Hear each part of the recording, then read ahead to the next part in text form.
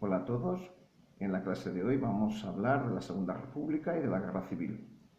Trataremos de ver los elementos característicos de ese régimen republicano y las razones de su fracaso, de manera que se abrió el periodo más negro de la historia de España, la Guerra Civil. De esta veremos los episodios más trágicos y trataremos de entender por qué se produjo aquella barbarie. La Segunda República fue la segunda experiencia democrática de la historia de España después de la acaecida durante el sexenio entre 1868 y 1874. La fortaleza de una democracia viene dada con frecuencia por la existencia de una clase media amplia y consolidada. Este no era el caso de la España de 1931, un país todavía relativamente atrasado en el que la clase media era un grupo social exiguo.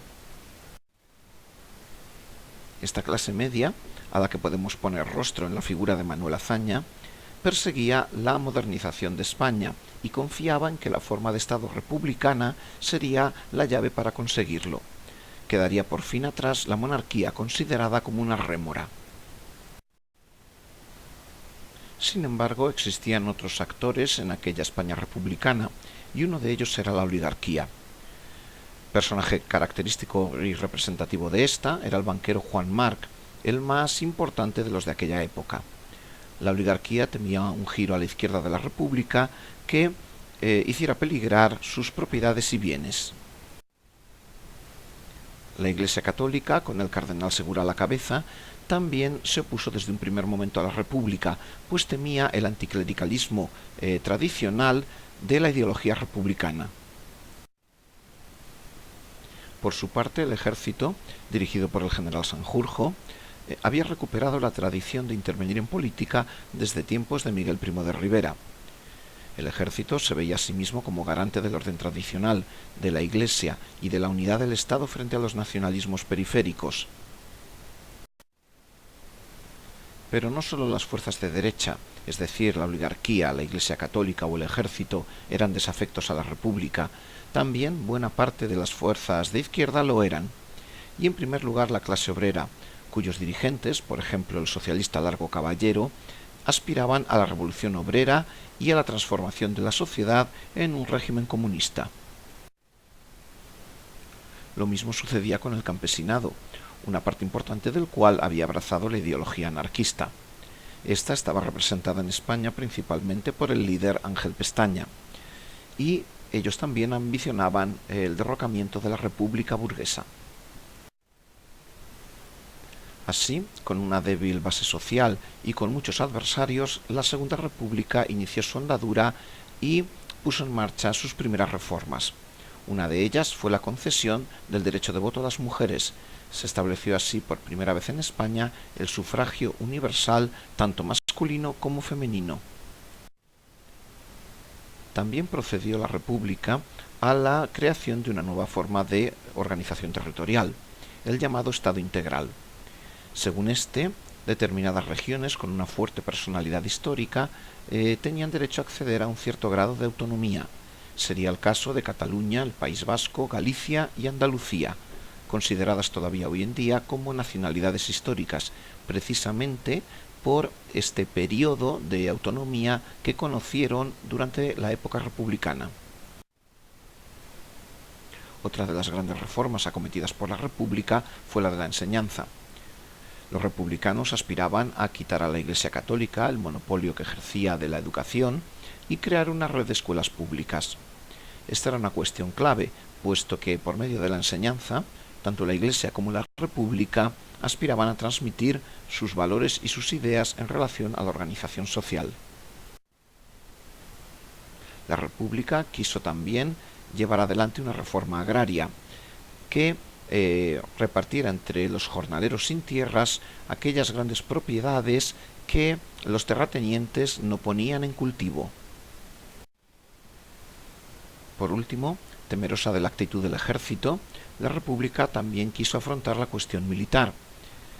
La manera de hacerlo consistió en una dispersión geográfica de los altos mandos sospechosos de desafección, de manera que, por ejemplo, el general Franco fue trasladado a las Islas Canarias. Así pues, podemos considerar que existían tres Españas. Una de ellas, la que quería modernizar el país, convertirlo en un Estado democrático y avanzado. Otra de ellas era la formada por los sectores conservadores de la sociedad, deseosos de frenar cualquier tipo de reforma. Por último, existía otro grupo, formado por la clase obrera y el campesinado, que deseaba la revolución social y el establecimiento de una sociedad sin clases ni propiedad privada. De esas tres Españas, solo una, la representada por la clase media republicana, creía en la democracia. Por este motivo, los resultados electorales eran difícilmente acatados tanto por la derecha como por la izquierda. Así, cuando la izquierda ganó las elecciones de 1932, la derecha respondió con un intento de golpe de Estado dirigido por el general Sanjurjo y por ello llamado la Sanjurjada, que, sin embargo, terminó en fracaso. De la misma manera, cuando fue la derecha la que ganó las elecciones, la izquierda respondió con un intento de revolución, conocido con el nombre de Revolución de Asturias, y que también en este caso, al igual que la Sanjurjada, fracasó. Esta debilidad de la democracia, atrapada entre las fuerzas reaccionarias por la derecha y las fuerzas revolucionarias por la izquierda, no era única de España. En efecto, durante los años 20 y 30, la democracia estuvo amenazada en toda Europa y cayó en gran parte de los países europeos. La confrontación ideológica creaba un clima de violencia en las calles que no hizo más que agravarse. Así, en julio de 1936, militantes de extrema derecha asesinaron al teniente de asalto Castillo, de ideología izquierdista. A su vez, los compañeros del teniente Castillo asesinaron al diputado conservador Calvo Sotelo. Los asesinatos del teniente Castillo y del diputado Calvo Sotelo decidieron a los militares, que llevaban tiempo preparando una intentona golpista, a dar el paso hacia adelante. Así, el 18 de julio de 1936, estalló la rebelión militar. Dicha rebelión, en forma de golpe de Estado, perseguía hacerse con el control de las ciudades más importantes del país y derribar el régimen republicano. Sin embargo, aunque triunfó en una parte del territorio, fracasó en otra, y, muy significativamente, en la capital política, Madrid, y en la capital económica, Barcelona. De esa manera se produjo una situación en la que, sin triunfar, el golpe no llegó a fracasar del todo.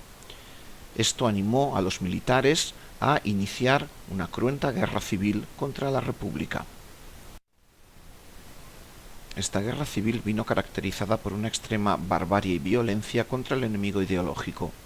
Así, al poco de estallar la guerra, en agosto de 1936, el ejército sublevado realizó la primera matanza de civiles en Badajoz, asesinando a varios miles de personas. Hechos como la matanza de Badajoz provocaron una reacción republicana igualmente violenta y bárbara. Así tuvo lugar la matanza de Paracuellos, en la que fueron asesinados muchos supuestos presos políticos, como por ejemplo el escritor Pedro Muñoz Seca. En febrero de 1937, mientras las tropas sublevadas avanzaban sobre Málaga, se produjo un éxodo de población civil buscando refugio que abandonó la ciudad en dirección a Almería, siguiendo la carretera de la costa. Estas columnas de población civil indefensa, que huían de los efectos de la guerra, fueron salvajemente bombardeadas por los barcos franquistas, por la aviación sublevada y por la artillería, causando varios miles de muertos.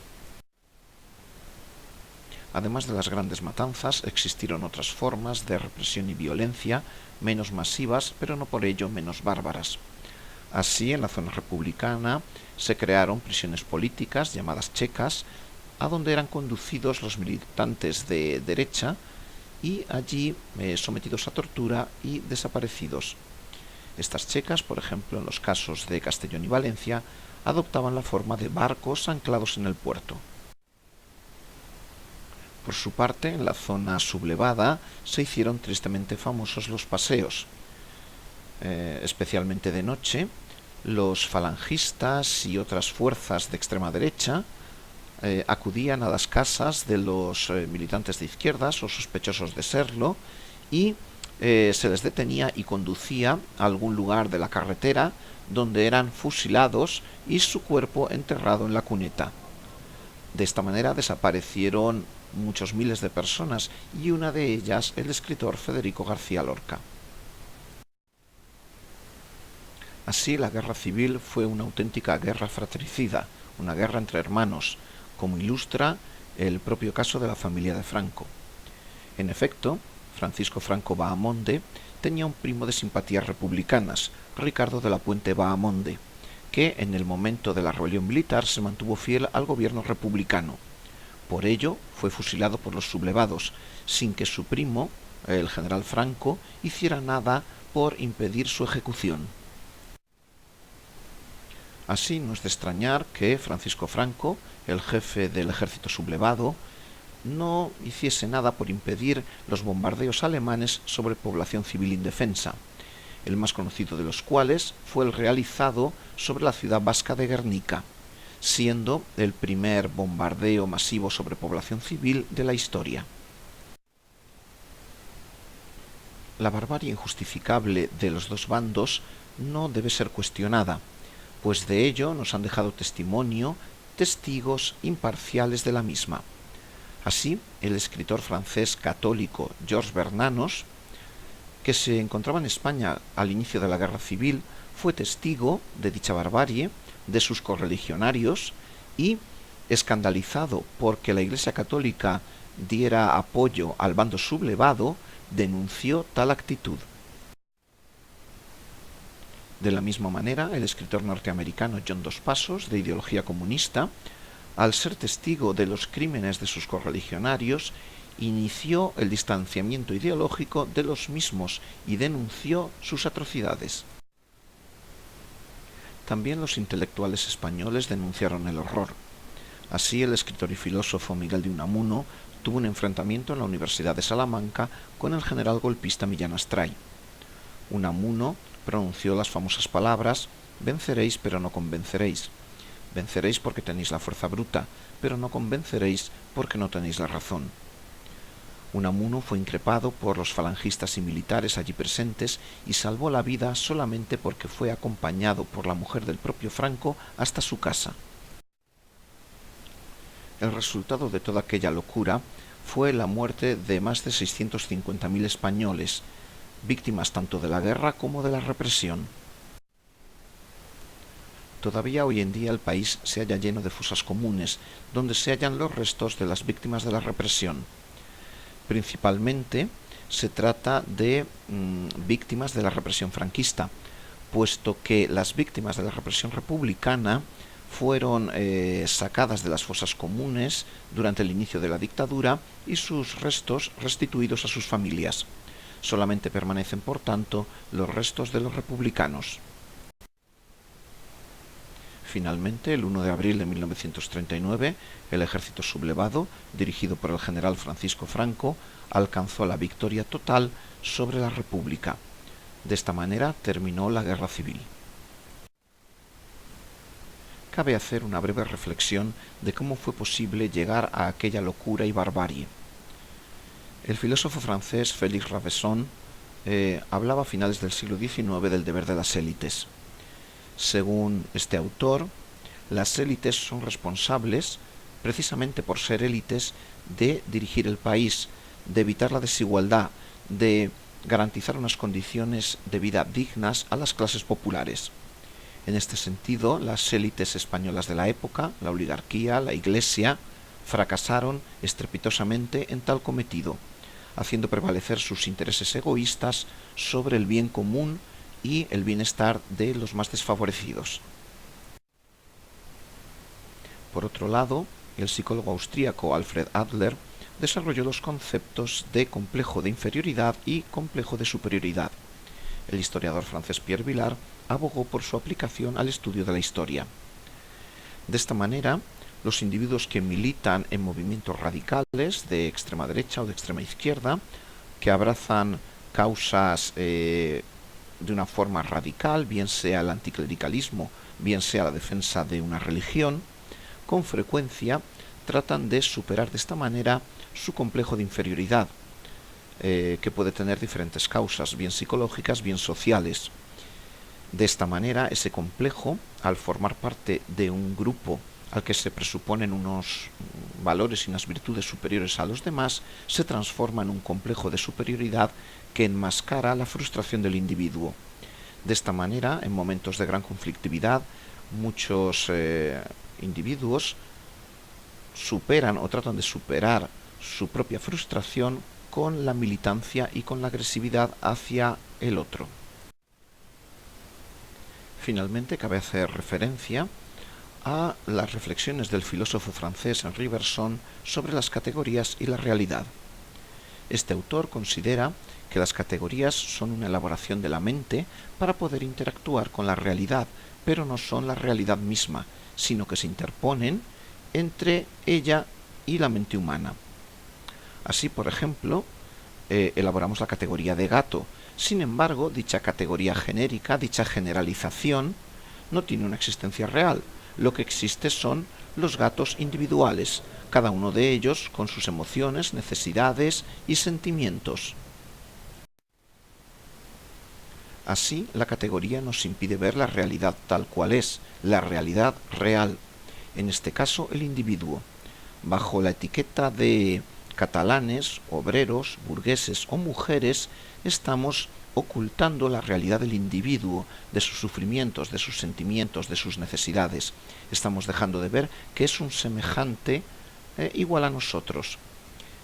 De esta manera, de alguna forma lo deshumanizamos y la categoría nos permite ejercer la agresividad, la violencia contra él, puesto que no reconocemos a un congénere, sino al miembro de un grupo extraño a nosotros.